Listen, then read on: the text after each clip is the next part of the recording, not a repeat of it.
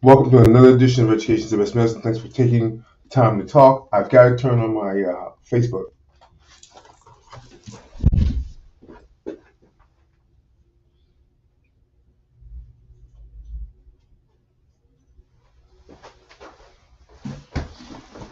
Thank you for allowing that technical piece. And we're starting a little bit late. Of course, traffic and uh, our manager had to make his way through it. And I want to thank everyone for tuning in. It's a big day. Happy New Year to everybody.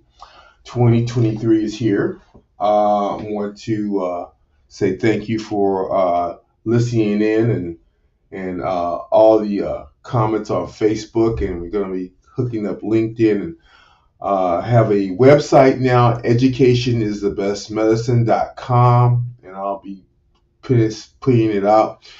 Just kind of my forte into doing some different things and doing some writing and just kind of opening up my library of shows from Education is the Best Medicine, and going to hopefully take the show that initially is played and then update it, hopefully with the same guest. So I'm looking forward to reaching out to those folks and having them do it again. This is 2023, and I want to say the major goal of Education is the Best Medicine. And first of all, I want to thank Miss Barbara Howard from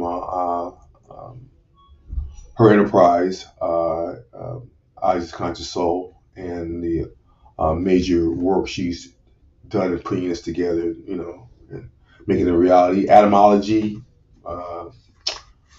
we are moving forward on this system, and I'm really excited about it. And I was kind of thinking about what I was going to talk about today, and had some kind of interesting things. And first of all, I was kind of conflicted because that this is Monday would be Martin Luther King Day.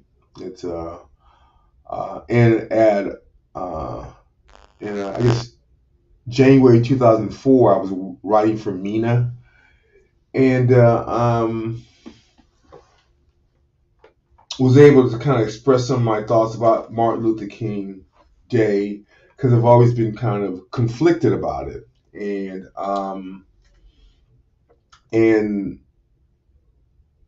I think we know about the "I Have a Dream" speech, and but what I've always liked to highlight is his letter from the Birmingham jail in April 16th, 1963.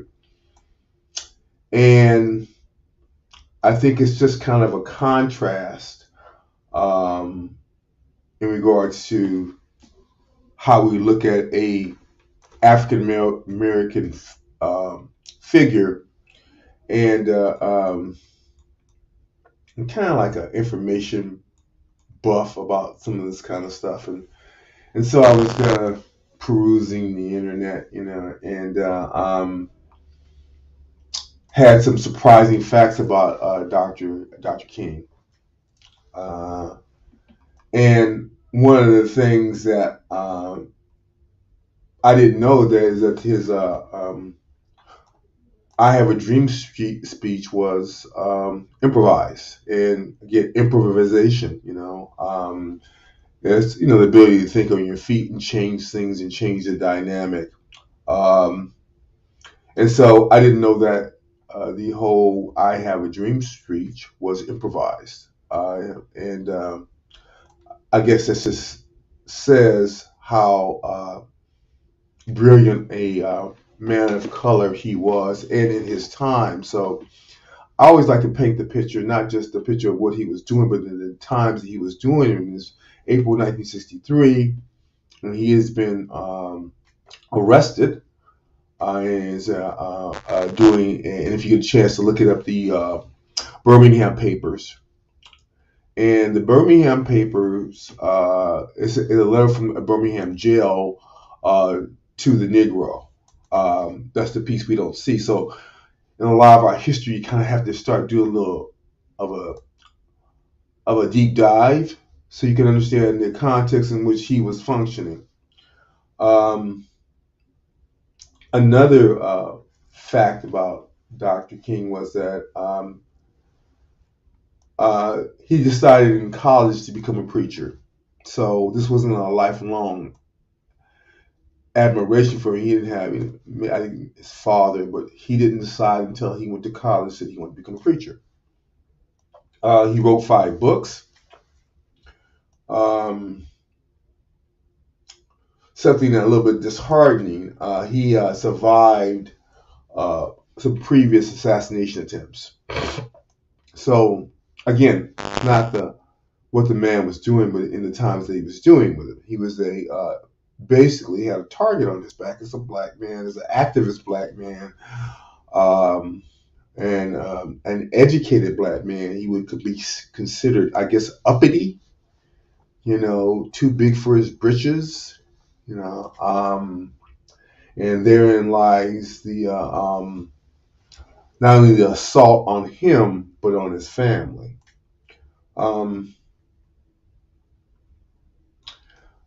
I think that we forget that Dr. King was living in some very difficult times, as they are today, and that he is a black man that stood up in those difficult times. And so for that, and you can think about Martin Luther King, you can even think about Bobby Kennedy, and I know I'm changing the tone of the show, but I think it's kind of important because this is about our health. It's about our physical, mental, spiritual, economic health, and what has brought us here.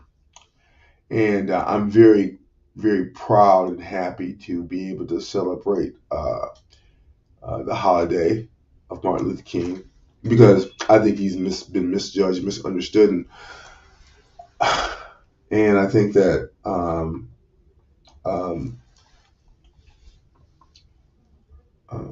we need to kind of really always look at those men and the times that they were in, and I think I came to kind of understand him as the FBI under J. Edgar Hoover was investigating him and investigating his sex life and just all kinds of things. What would want them to go that deep into a black man's life? Want to control him, and to control the movement. And ultimately, because they couldn't control him, he was ultimately assassinated. Um, and by the way, shout out to Morehouse College, because that's where Dr. King went to school at. And again, generations of his family had graduated from Morehouse, so it was kind of the natural extension for him to go there and being among the folks that had mentored his parents and his family members. Dr. King was arrested 25 times. Could you imagine being arrested 25 times? Could you imagine that indignity, that having his fingerprints done, having to eat prison food, having to make bail 25 times? I read somewhere it was 29, but I think 25 is fair to say. That's one, imagine that. They don't talk about the fact that he was arrested 25 times and had to suffer the indignities. But again, some of his best work incarcerated was his letter from the Birmingham jail. And we'll talk a little bit about that because, again, it was the times that he was in. I'm going to read a little bit of it too. I want to thank Anthony Rabb at that time, who had, this is the MENA for February of, January of 2004. A little bit ways back, but still relevant. Something I didn't know, Dr. King had wrote 5 books. And that's kind of amazing. He was also a Trekkie. He followed Star Trek. At least there were black people in Star Trek. You know. He survived previous assassination attempts. In September of 1958, King was approached by a mentally ill woman as he signed copies of his latest book, A Stride Toward Freedom in Harlem. The woman verified that he was indeed King before she started stabbing him with a 7-inch blade. Did you ever hear about that? That is absolutely astounding. It's happening today, you know. It's still happening. But the fact that our preeminent leader was basically just signing books and was literally almost stabbed to death by a white female, by the way. Hmm. Um, and here's something else I didn't know. As I said before, you know, the life of men like himself get touched by so many other issues. And his mother, Alberta, was also assassinated on June 30th, 1974, 6 years after King's assassination. A 23-year-old man shot and killed King's mother, Alberta Williams King, while she was playing the organ during a service at Ebenezer Baptist Church. Is that astounding? That the level of racism and hatred goes so deep. Not only that would you murder one of our most preeminent leaders, that a few little years later she would be murdered. Anyway, here's something that says a lot about the King family, though. It says that the shooter was found guilty and sentenced to death, but was later resentenced to life imprisonment, part because of the King family's opposition to the death penalty. And yet we still rise.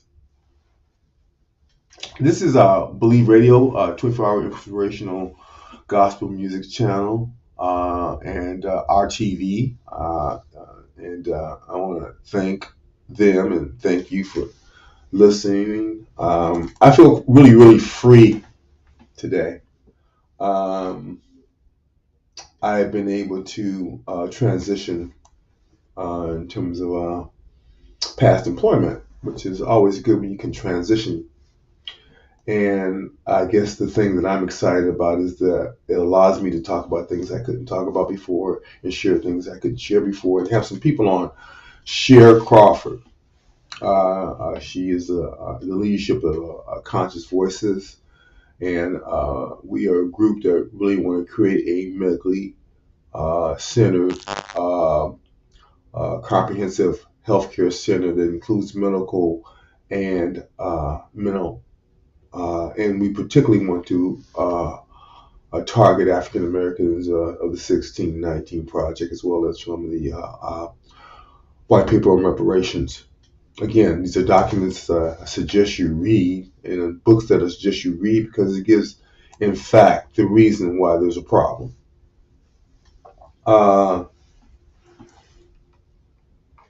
And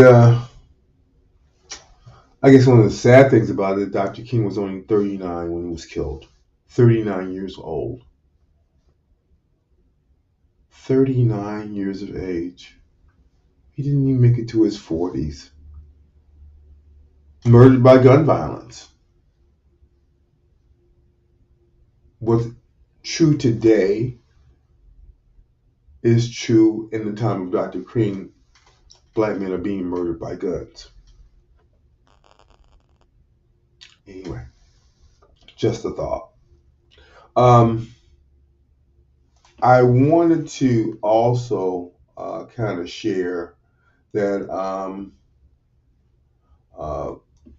everyone doesn't feel the same way about Dr. King in terms of, you know, he is a person. And I was looking at this young sister. Uh, and the question was Dr. King used by white supremacists? And I thought that was such an interesting discussion. Again, we have some really intelligent black women making some really intelligent discussions, whether it be, post-traumatic slave syndrome, or whether it be, discussion around the prison system, the new Jim Crow. These are just outstanding pieces of literature and work, and factual literature and work, being penned by African American women. Barbara, as a young black man, 40 years a slave. He's written a book, and Barbara's going to be bringing him on to talk about this, and I think he's going to be previewed at the Juneteenth. So look forward to that. So because I try to be very balanced in my discussions. This is an article posted January 2016. It says, "The exploitation of Martin Luther King Jr.'s legacy by white supremacy." And this young black woman's name, Jermoa Alo, and the Society of Politics, was posted Society of Politics. And basically, she makes the claim that we just shouldn't celebrate the man. We should also celebrate the movement by which he was having to exist and do what he did.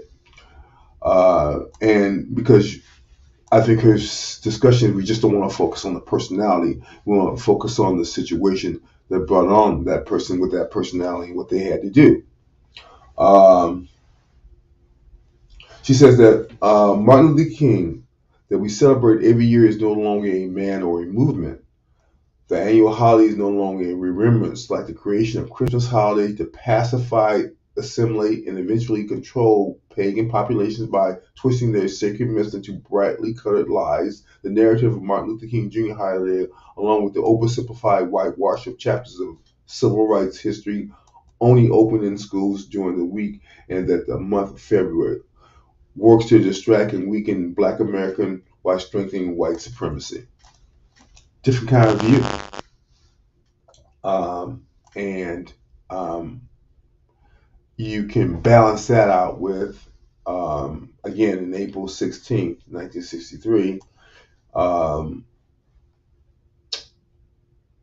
this is the way that the letter from Birmingham starts. He says that, while confined here in Birmingham City Jail, I came across your recent statement calling my present activities unwise and untimely. Seldom do I pause to answer criticism of my work and ideas. If I sought to answer all the criticism that crossed my desk, my secretaries would have little time for anything other than such correspondence in the course of the day.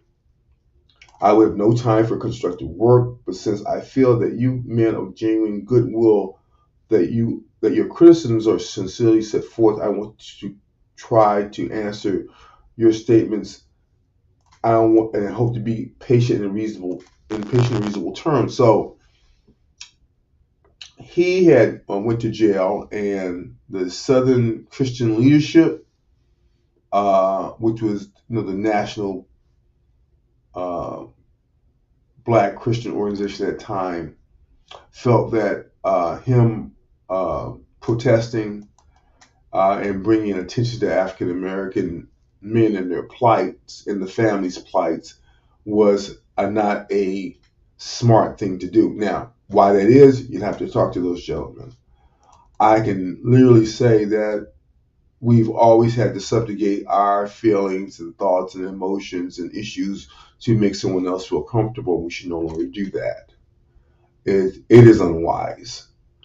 And a number of the things around history that are being discussed or not discussed, because history says that there's a discussion of the truth, not my vision of the truth or your vision of the truth, but from a group of people viewing these facts, the truth. Um, the truth, racism still exists. It is as real as it was 350 years ago. True fact. Um, and so he says to the minister, he says, I think I should indicate why I am here in Birmingham, since you have been influenced by the view which argues against outsiders coming in. I've had the honor of serving as the president of the Southern Christian Leadership Conference, an organization operating in every southern state with headquarters in Atlanta, Georgia. We have some 85 affiliate organizations across the South, and one of them is the Alabama Christian Movement for Human Rights. Frequently, we share staff, education, financial resources with our affiliates. Several months ago, the affiliate here in Birmingham asked us to be on call. So he was asked to come to Birmingham to help with addressing the civil injustice, and which was what he did. And so to have a group of African American ministers saying that he should not be advocating for us shows you how sick we have been, how traumatized we have been, because this was leadership. This was leadership talking to a black man who had won the Nobel Prize, and one of the youngest to win the Nobel Prize, which says that America may not have appreciated him, but the world did. And remember, he was preaching nonviolence. He was in the school of Mahatma Gandhi. He was made to order. But I think that what happened with Dr. King, that as he started to change, and he really spoke to the issues of poverty and the lack of affordable health care and the fairness in the system, that was not a message that America has or no longer still does not want to hear. So subsequently,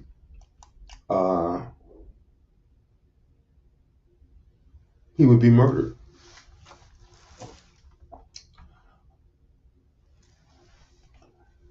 So this young sister says that the economic and social privileges that allowed King to become a highly educated preacher and leader had been fought for by generations before him. On whose shoulders we stand. So this young sister is saying, don't forget that because he was able to stand on strong shoulders, he was able to get educated. He was able to have a voice. He was able to become a leader.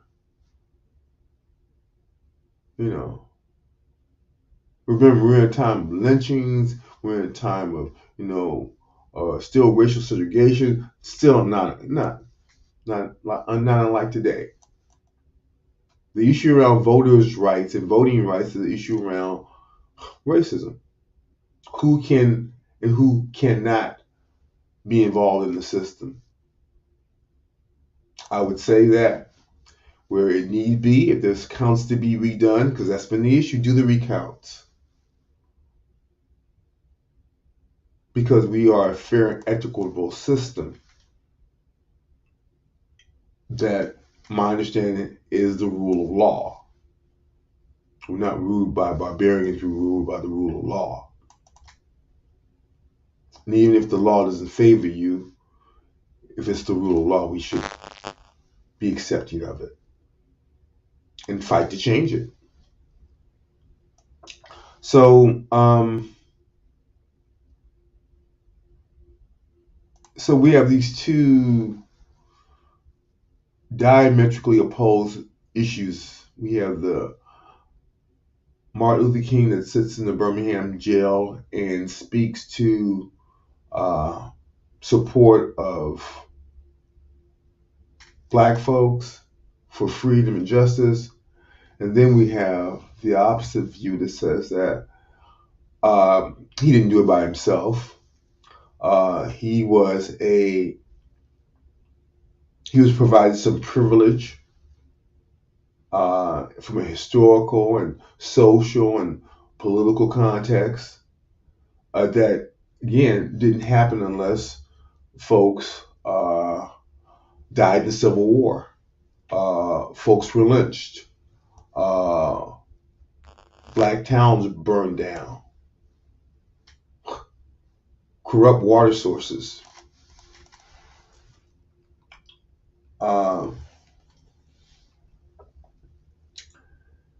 And she notes that he says, and I have a dream speech, I think. He says, in the same speech where King dreamed of being judged by the content of his character, he also noted the ways in which black people specifically have been harmed by America. But for 100 years later, and after the Emancipation Proclamation, the life of the Negro is still sadly crippled in the manacles of segregation and the chains of discrimination. 100 years later, the Negro lives on a lonely island of poverty in the midst of a vast ocean of material prosperity. 100 years later, the Negro still languishes in the corners of America's society and finds himself in exile in his own land.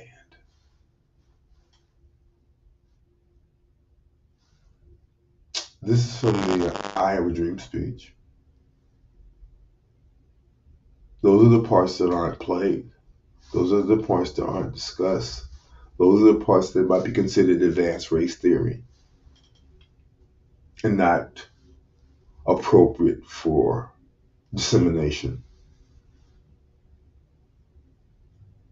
Well, I guess George Washington chopping down the cherry tree, or Ben Franklin learning electricity, or better tales of American greatness. Again, the first 10 presidents of the United States were slave owners. They maintained a large cadre of slaves. They used them to maintain their plantations. Look at the discussions around Jefferson.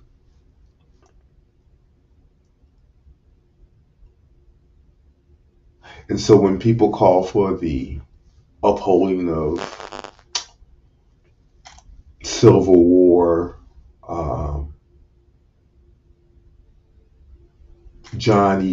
Robert E. Lee statues, they say to me that, not only is slavery not gone, we want it to be maintained. And these are our historical figures, which is kind of scary.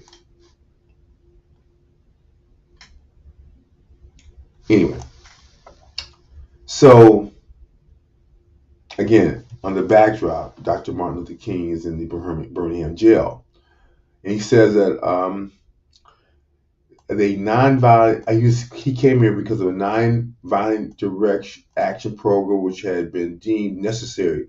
We rarely consented when we, at the hour we lived up to our promise. Along with the several members of my staff, I am here because I was invited here. I'm here because I have organized here. But more basically, I'm here because I'm here in Birmingham because injustice is here. Just as the prophets of the 8th century BC left their villages and carried their faith, Lord, far beyond the boundaries of their hometowns, and just as the Apostle Paul left his village of Tarius and carried the gospel of Jesus Christ to the far corners of the Roman racial world. Dr. King's PhD was in religion. He studied all religions. There was some issue around his PhD, but it's quite clear if he wrote for his thesis on religions, he surely should have been given it.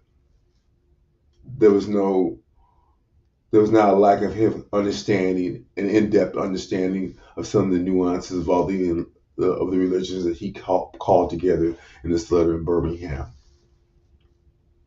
He says, moreover, I'm cognizant of the interrelatedness of all communities and states. I cannot sit idly by in Atlanta and be considered about Birmingham, probably the most thoroughly segregated city in the United States. It's ugly. It's ugly record of brutality and widely known Negroes and experience gross injustice treatment on the courts. Sounds like today, doesn't it? Sounds just like today. Now, you can imagine Dr. King having these conversations and how upsetting it must have been because he was supposed to be that black man, that Negro that didn't talk about these things. He was just supposed to preach. Like his father and his fathers and his fathers before him. He was just supposed to go to Morehouse like his people before him. And the first thing they say to him is they think he's unwise. One of the most probably most learned critical thinkers is a black man about black folks at that time and living out that dream from a position of nonviolence. And certainly from a biblical context, he had to turn the other cheek, not only from white folks, but from black folks. Understand the leader in the time he was living in, and then you understand his or her greatness.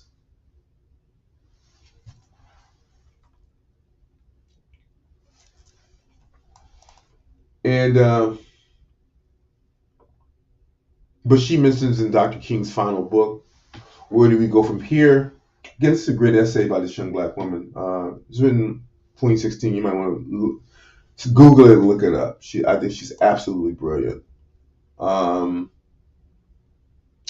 so, again, in his last book, he says, white Americans must recognize that justice for black people cannot be achieved without radical changes in the structure of our society. The comfortable, entrenched privilege cannot continue to tremble at the prospect of change of the status quo.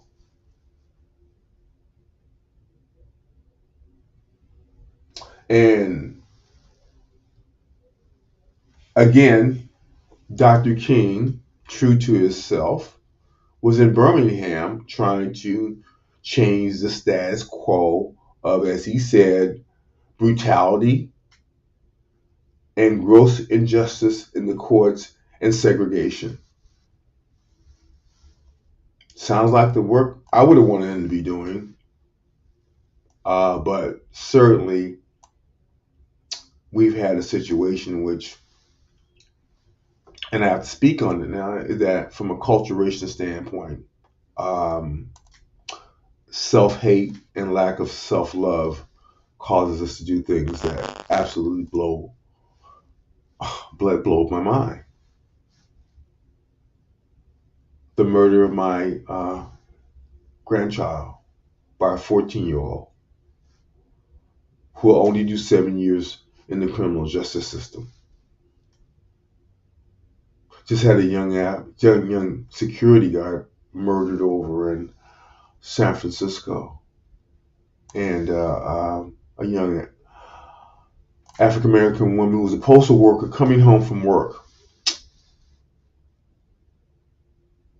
Going home from work, the son is devastated.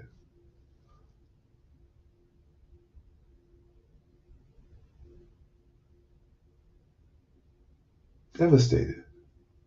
The loss of his second parent.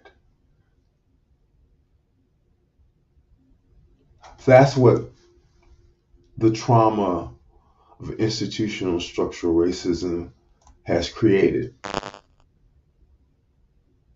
So I'm going to throw the collective hat in the ring of myself and Conscious Voices and all the folks that make this, or helping create this, Mosaic and Dr. Green and Carol Crawford. And, we're gonna make this happen. We're gonna have a comprehensive healthcare center that focuses on mental as well as physical health of Africans in America. But the center will be specifically poised for our care. Not that we won't take care of anyone else. We want a center now that poised for our care. We don't have that. So we're fighting for health justice now. And not the other systems haven't tried. Their outcomes just haven't been, in my mind, over a 30-year period, anything that I would say is something we can be really excited about. Like end of racism. Racism is not over. I know some people want to be over, but it's not.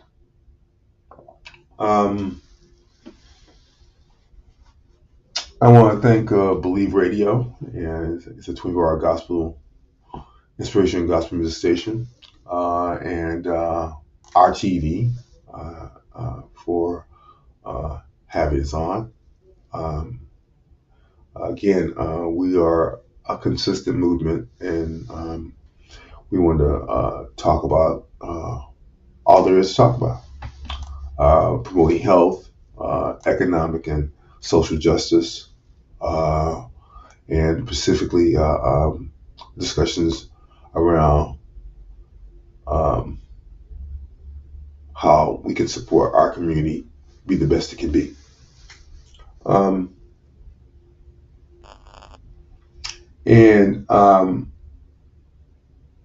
Did you know that Martin Luther King had did a speech on Black Power? This sister has done some really good research. I'm just like, we're going through it.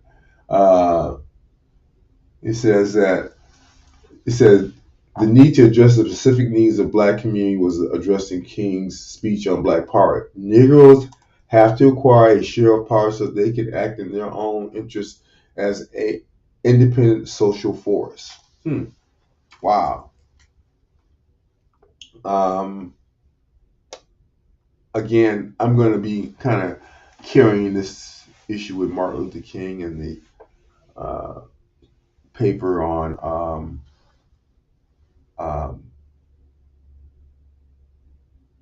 his paper on the Birmingham jail paper. I just think it's so important that this is just a brilliant man. And we get a chance to reflect on that and look at that. But he was functioning as best he could in the times that he was in. And I guess the warm and fuzzy of Dr. King, as this young sister says, the myth of the warm and fuzzy peace and love, Martin Luther King driving force and intimate goal for society is commonly used by those who wish to condemn more radical activists by comparison. While King did avoid violence and deliberately used nonviolent protest as a primary tactic, his goal was economic and social justice. Nonviolence is a tactic ceded to King the moral authority needed to legitimize his efforts to the white people he viewed as necessary allies. But it was his focus on economic revolution that made him a threat and brought him the greatest success. So that was his power to the people. So I submit to you that on Dr. King's holiday, that you look at this man in a different fashion. Not just look at him in the I Have a Dream speech, but look at some of the other interesting things, including what he really stood for. Economic and social justice. That was his main driver. Now I can see why he could be murdered, because doing that says that if I'm going to eat, somebody else can't eat all the time, well, they can't have as much. Billie Holiday says, you can eat all you can, but just don't take too much. Yeah. I want to say a special shout out to Kalia, my great-grandchild. I love her lots, and her grandparents. Thank you, Tracy. Our family's been through a lot. The loss of Jamie was very, very, very reckoning for me. So that's why we're doing this. Look forward to a great 2023. We got started a little late, so they let me go over a little bit. Um, I want to again thank you for supporting Education is the Best Medicine. I want to thank you for allowing me to transition. Gonna be doing in my next iteration now adult medicine in Solano County. Excited about that. Um, I want to be thankful for the ability to have lifelong learning and to be able to share that and to learn and be taught. I want to give a special shout out to um, a person that turned me on to OG Mendingo. He has this thing called the God Memorandum. Interesting discussion around how we get out of our way. And he's an interesting guy. You get a chance to read about it. I want to say thank you. Look forward to 2023 with you. We've been starting to settle in here, and really gonna work at having some live guests on in a call-in situations. COVID ain't over yet, so we have to get with that. But that's what I'm going to do. I want to thank all those folks that have supported me. I want to thank my sisters, Fran and Trice, and their husband, my sister's husband, Eddie. Eddie, thanks very much. Take care of my sisters. Appreciate you. And my niece, always my niece, gonna love her until I die. I want everyone to take care of themselves. Eat better, more water, get your rest, quit stressing. You ain't a super person. Quit trying to be a Superman or Superwoman. Take time. Take a deep breath. I've had some time off between my past job and this one to kind of reflect, and it's really is healthy to kind of be thankful. And I am. One of my patients said that she gave me the things to choose happy. So I'm gonna choose happy. I want to again thank you all for viewing the show. Going to cover some interesting health topics. Going to talk more about the vision for a medically qualified healthcare center that includes medical as well as psychiatric services, and the push to determine and try some different healthcare system models for Africans in America. So, second here. And I think that what we need to understand about Martin Luther King is that the times that he lived in dictated what he had to do. And that's for all of us right now. The times that we live in dictate what we have to do or don't do. It's okay not to. It's okay to step back. So it's okay to say, no, I can't do this. It's not saying no. It's putting a check on yourself because we overextend. And it's not good for us. It's not good for our families. It's not good for the people that care about us and love us. None of that. And so I want folks to kind of be more mindful of themselves, take better care of themselves, and take care of the people that take care of you and love you, and love them back. They're talking about we don't have honest conversations. We don't have real conversations. We're too busy. Or we don't kind of expand our brains to look at things differently.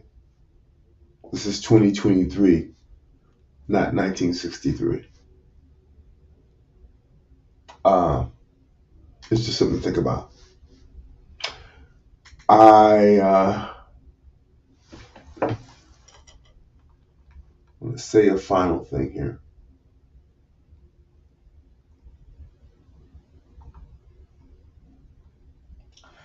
say the sister, I like closing out with this. It says, "Let King's legacy be that we were loved by him." So let King's legacy be that we were loved by him. We were loved for our beauty, our strength, our resilience, our creativity, and yes, even our anger. King's love for us brought a privilege. Middle class preacher who dedicated his life to political and economic revolution, for social upheaval. It was a love that he was willing to lose his life for. It was a love that he did not have to earn. It was a love we were bestowed upon simply because we are, and we continue to be loved today. If we can honor King's memory, let's do it by refusing to let the powers that be posthumously placed, pre-qualified as respecting King's love for us, and by refusing to let them ascribe a passivity and complacency to King that he never had in life. In other words, Dr. King was a dynamic force, a force for good, a force for love. And as John Tring would say, a love supreme. Thank you for tuning in. We'll catch you next time. Bye bye. Happy New Year, everybody.